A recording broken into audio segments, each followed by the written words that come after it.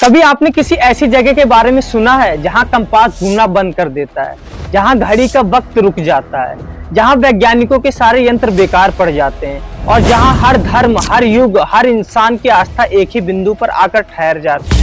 वो जगह है माउंट कैलाश, एक ऐसा पर्वत जो नाप में 21,778 फीट ऊंचा है। कहा जाता है यहाँ भगवान शिव खुद ध्यानमग्न अवस्था में विराजमान है।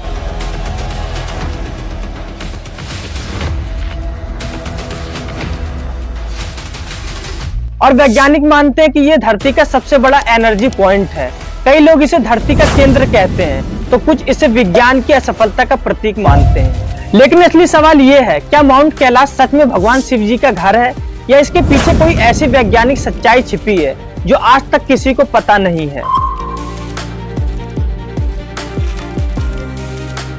तो चलिए डिटेल से समझते हैं माउंट कैलाश का इतिहास, इसके चौंकाने वाले रहस्य, साइंटिफिक रिसर्च और वो मिथ जो सदियों से आस्था और विज्ञान दोनों को चुनौती देता है।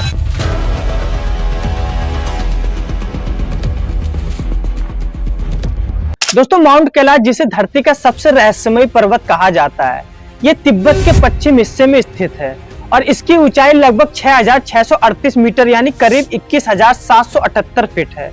माउंट कैलाश को दुनिया के सबसे पवित्र पर्वतों में गिना जाता है क्योंकि ये 4 प्रमुख धर्मों हिंदू, बौद्ध, जैन और बौद्ध धर्म सभी के लिए समान रूप से पवित्र माना गया है। हिंदू धर्म में इसे भगवान शिव जी का निवास स्थान बताया गया है। बौद्ध धर्म में इसे ब्रह्मांड का केंद्र यानी माउंट मेरू कहा गया है। जैन धर्म में इसे अष्टपद पर्वत कहा गया है और बौद्ध धर्म के अनुसार यह आध्यात्मिक ऊर्जा का सबसे शक्तिशाली केंद्र है।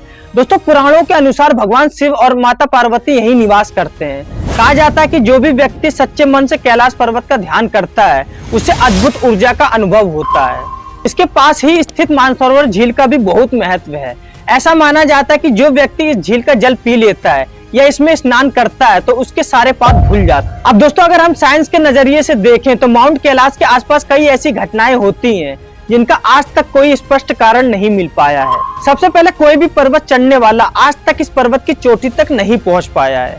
1980 के दशक में सोवियत वैज्ञानिकों और पर्वत चढ़ने वालों ने इसकी चढ़ाई का प्रयास किया, लेकिन उन्होंने बीच में ही अभियान रोक दिया क्योंकि उन्हें लगा कि वहां कोई डिवाइन एनर्जी मौजूद है जो उन्हें आगे बढ़ने नहीं दे रही है। और कुछ रिपोर्ट्स में यह भी कहा गया है कि जब लोग पर्वत के बहुत पास पहुंचते हैं तो घड़ियां और कंपास काम करना बंद कर देते हैं, मानो उस जगह का चुंबकीय संतुलन पूरी तरह से बदल जाता है। वैज्ञानिकों के अनुसार यहाँ पर मैग्नेटिक विसंगतियां पाई जाती हैं, यानी चुंबकीय क्षेत्र में गड़बड़ी।